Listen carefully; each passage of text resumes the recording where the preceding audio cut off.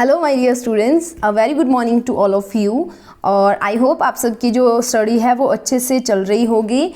और आज हम डिस्कस करने वाले हैं बच्चे कक्षा 9 की सामाजिक विज्ञान की वर्कशीट नंबर कार्यपत्रक नंबर 43 जो आपको मिलेगा 13 अक्टूबर को। ठीक है, 13 अक्टूबर की वर्कशीट जो है वो हम आज यहाँ पे डिस्कस करने वाले हैं। यहाँ पे हमारा नया जो चैप्टर चल रहा है इतिहास का पार्ट 3 हम करने वाले हैं और वहाँ पे हम नाजीवाद और हिटलर का उदय भाग 1 करेंगे। नाजीवाद आया और हिटलर जो आया, हिटलर को तो सब जानते हैं, उनके बारे में हम पहला जो भाग है वो कर रहे हैं। अब देखिए 20वीं सदी के शुरुआती सालों में जर्मनी एक ताकतवर साम्राज्य था। जब 20वीं शताब्दी शुरू हुई, जैसे कि 1901 से लेके 1900 से लेके 1900 आप बोल सकते हैं यहाँ तक, ठीक है, 2000 से पहले और 1900 के बीच में जो 20वीं सदी जो है वो शुरू हुई, तब एक जर्मनी जो था एक ताकतवर साम्राज्य था। उसने क्या किया, उसने ऑस्ट्रियाई साम्राज्य के साथ मिलकर मित्र राष्ट्र कौन कौन से थे, इंग्लैंड, फ्रांस, रूस तथा बाद में इटली, रोमानिया भी शामिल हुए। तो इंग्लैंड, फ्रांस, रूस और इसके बाद में इटली और रोमानिया भी हुई के खिलाफ पहला विश्व युद्ध 1914 से लेके 1918 तक। तो पहला विश्व युद्ध कब हुआ था, 1914 से लेके 1918 तक। मित्र राष्ट्र कौन से थे, इंग्लैंड, फ्रांस, रूस, उसके बाद में इटली और रोमानिया भी आ गए। तो ये मित्र राष्ट्रों के विरुद्ध जो है उसने ऑस्ट्रियाई साम्राज्य के साथ मिलकर युद्ध किया था। 1917 में अमेरिका भी इन मित्र राष्ट्रों में शामिल हो गया और युद्ध में कूद पड़ा। तो अब मित्र राष्ट्र कौन कौन से हो गए, इंग्लैंड, फ्रांस, रूस, अमेरिका, इटली और रोमानिया, इतने मित्र राष्ट्र हो गए हमारे पास। युद्ध में कूद पड़ा। 1918 में केंद्रीय शक्तियां कौन कौन सी है, जर्मनी, ऑस्ट्रिया और तुर्की मित्र राष्ट्रों के हाथों पराजित हो गए। तो अब क्या हुआ कि जर्मनी ने जो है वो पहला विश्व युद्ध लड़ा 1914 से लेकर 1918 तक। किसके साथ मिलके, जर्मनी, ऑस्ट्रिया और तुर्की के साथ मिलके। किनके खिलाफ, इंग्लैंड, फ्रांस और रूस के खिलाफ और अमेरिका के खिलाफ। पर क्या हुआ 1918 के अंदर, यानी कि जब पहला विश्व युद्ध अंत हुआ, तो जो है ये तीनों शक्तियां साथ में जर्मनी हार गए। किनसे, मित्र राष्ट्रों से हार गए। ठीक है, पराजय के बाद जर्मन सम्राट ने पद त्याग दिया। अब क्या हुआ कि जब वो हार गए तो जर्मनी का जो राजा था उसने अपना पद जो है वो त्याग दिया। इसके बाद वाइमर जर्मनी का एक स्थान है में संघीय आधार पर लोकतांत्रिक संविधान पारित किया गया। अब जब राजा ने अपना पद छोड़ दिया तो एक लोकतांत्रिक आधार के ऊपर वाइमर में एक जो है संविधान जो है वो पारित किया गया, जिसके अनुसार जर्मन संसद, जिसको क्या बोलते हैं, राइक्सस्टाग, ठीक है, जर्मन संसद का नाम क्या है, जैसे हमारे पार्लियामेंट होती है, जो अमेरिका है वहां पे व्हाइट हाउस जो उनकी है, तो यहाँ पे होती है राइक्सस्टाग। ठीक है, राइक्सस्टाग के लिए महिलाओं सहित सभी वयस्क नागरिकों को सार्वभौमिक मताधिकार के द्वारा जनप्रतिनिधि चुनने का अधिकार दिया गया। वही वाइमर गणराज्य का जन्म था। अब क्या हुआ, जब राजा ने अपना पद छोड़ा तो वहां पे आया वाइमर गणराज्य। वाइमर गणराज्य एक लोकतांत्रिक सरकार थी जिसको चुना गया था महिलाओं और पुरुषों सभी के द्वारा। जर्मनी के जो भी लोग थे उनके मताधिकार के द्वारा, यानी कि चुनावों के द्वारा उनको चुना गया था। ठीक है, पराजय के बाद मित्र राष्ट्रों ने वर्साय, जर्मनी के एक स्थान की एक तरफा शांति संधि ने जर्मनी को बहुत कठोर और अपमानजनक शर्तें थोप दी। अब जब वो हार गया, ठीक है, तो मित्र राष्ट्र जो थे उन्होंने वर्साय, एक जर्मनी की जगह है, वहां पे एक संधि की थी, एक शांति संधि जिसको बोलते हैं, जिसको वर्साय संधि के नाम से जाना जाता है। उसकी शर्तें बहुत ही कठोर थी, वो जर्मनी के ऊपर थोप दी। उनकी शर्तें बच्चे इस प्रकार थी कि पूरा दोष जो है वो सारा उठा के वो उन 3 शक्तियों से उठा के सीधा जर्मनी के ऊपर डाल दिया गया, यानी कि जर्मनी को ही सभी तरह की तबाही के लिए जिम्मेदार ठहरा दिया गया। इसके लिए उसकी जो सेना थी उसको भंग कर दिया गया। इसके अलावा उसके 6 अरब पाउंड का जुर्माना जो है वो लगा दिया गया। जर्मनी का जो खनिज संपन्न राइनलैंड इलाका था उस पर फ्रांस का जो है वो कब्जा कर लिया गया, फ्रांस को दे दिया गया। जर्मनी ने अपने सारे उपनिवेश, तकरीबन 10% आबादी, 13% भूभाग, 75% लौह भंडार और 26% कोयला भंडार फ्रांस, पोलैंड, डेनमार्क और लिथुआनिया के हवाले करने पड़े। यानी कि 10% आबादी, 13% भूभाग यानी कि 13% जमीन, 75% लौह भंडार यानी कि लोहे की खाने और 26% कोयला भंडार यानी कि कोयले की खाने किन किन को दी, फ्रांस को, पोलैंड को, डेनमार्क और लिथुआनिया को। ठीक है, विडंबना यह थी कि पुराने साम्राज्य के द्वारा किए गए अपराधों का हर्जाना नवजात वाइमर गणराज्य ने वसूल किया जा रहा था। अब देखो, जर्मनी के जिस राज्य ने पहला विश्व युद्ध किया था उसने तो छोड़ दिया। अब जर्मनी के अंदर था हमारा नवजात अभी अभी का बना हुआ, नवजात का मतलब जो अभी अभी जन्मा है, अभी अभी जिसका जन्म हुआ है, वाइमर गणराज्य, उसके ऊपर सब कुछ आ गया क्योंकि अभी वहां पे सरकार उसी की थी। ठीक है, तो बहुत सारे जर्मनों ने न केवल इस हार के लिए बल्कि वर्साई में हुए इस अपमान के लिए वाइमर गणराज्य को ही जिम्मेदार ठहराया।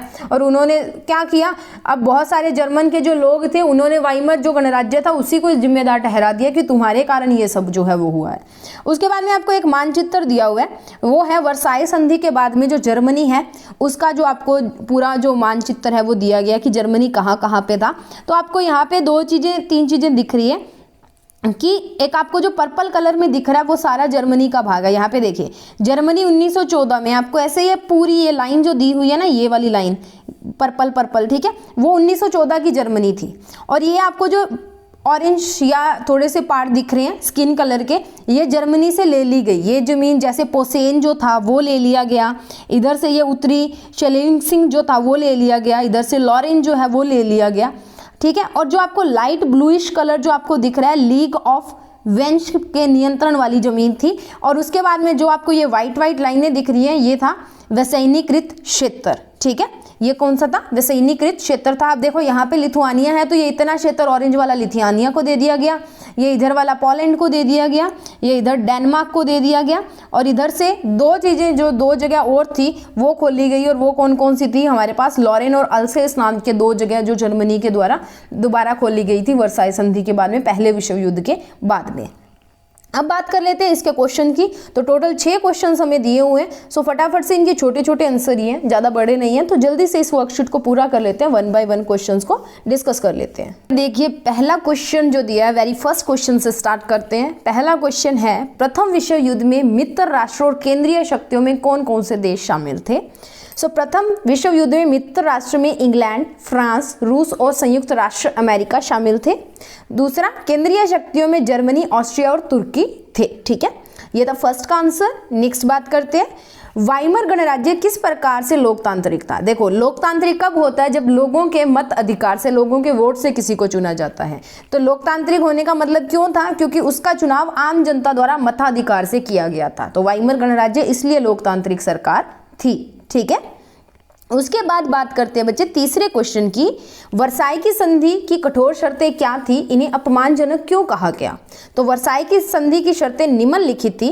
पहला, पूरा जो युद्ध हुआ था उसमें जर्मनी को दोषी ठहरा दिया गया। फिर दूसरा था, जर्मनी की सेना जो थी उसको भंग कर दिया गया। तीसरा है, जर्मनी के ऊपर 6 अरब पाउंड का जुर्माना लगा दिया गया। चौथा है, जर्मनी द्वारा विजयी, जर्मनी ने जो भी प्रदेशों को जीता था उसको छीन लिया गया। पांचवा है, जर्मनी का खनिज संपदा से धनी राइनलैंड इलाका जो था, ठीक है, उसको फ्रांस को दे दिया गया। अब इसे अपमानजनक क्यों कहा गया।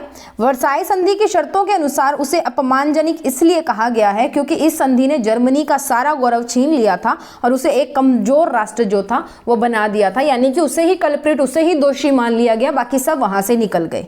ठीक है, तो सारा दोष जर्मनी पे डाल दिया गया, तो इसीलिए उसको अपमानजनक जो है वो ठहराया गया।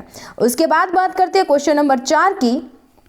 सो क्वेश्चन नंबर 4 है हमारे पास, आपके द्वारा युद्ध की सारी तबाही के लिए क्या जर्मनी को ही जिम्मेदार ठहराना सही था। अपने उत्तर का कारण लिखिए। देखिए, जब भी कोई होता है ना, एक हाथ से ताली नहीं बजती। तो जब भी होता है एक, या अगर आप कई लोग युद्ध कर रहे हैं, ठीक है, तो उसमें हार जीत के लिए सब जिम्मेवार होते हैं, हम किसी एक को जिम्मेवार नहीं ठहरा सकते जब हम किसी ग्रुप के अंदर काम कर रहे होते हैं। तो मेरे मतानुसार युद्ध की सारी तबाही के लिए अकेले जर्मनी को जिम्मेवार नहीं ठहराया जा सकता। इसके लिए सभी देश तथा उनकी नीतियां जिम्मेदार थी। जितना तबाही के लिए जर्मनी जिम्मेदार था, उतने ही बाकी राष्ट्र भी थे। ठीक है, पांचवा है, यदि आप उस समय में एक जर्मन नागरिक होते, यानी कि जर्मनी के सिटीजन होते आप, तो वर्साई की संधि के प्रति आपके मन में क्या क्या भाव होते। भाग नहीं बेटा, भाव लिखना है यहाँ पे। ठीक है, तो अगर मैं उस समय एक जर्मन नागरिक होती तो मेरे लिए भी वर्साई की संधि एक अपमानजनक संधि होती। इस संधि की वजह से जर्मन राष्ट्र का सारा गौरव छीन लिया गया था और उसे एक कमजोर और जर्जर राष्ट्र बना दिया गया था। मतलब बिल्कुल कमजोर कर दिया गया था उसे, सेना उसकी निकाल दी गई, उसके जीते हुए प्रदेश जो थे वो उससे छीन लिए गए, उसके ऊपर जुर्माना जो है वो डाल दिया गया, तो उसे कमजोर कर दिया गया।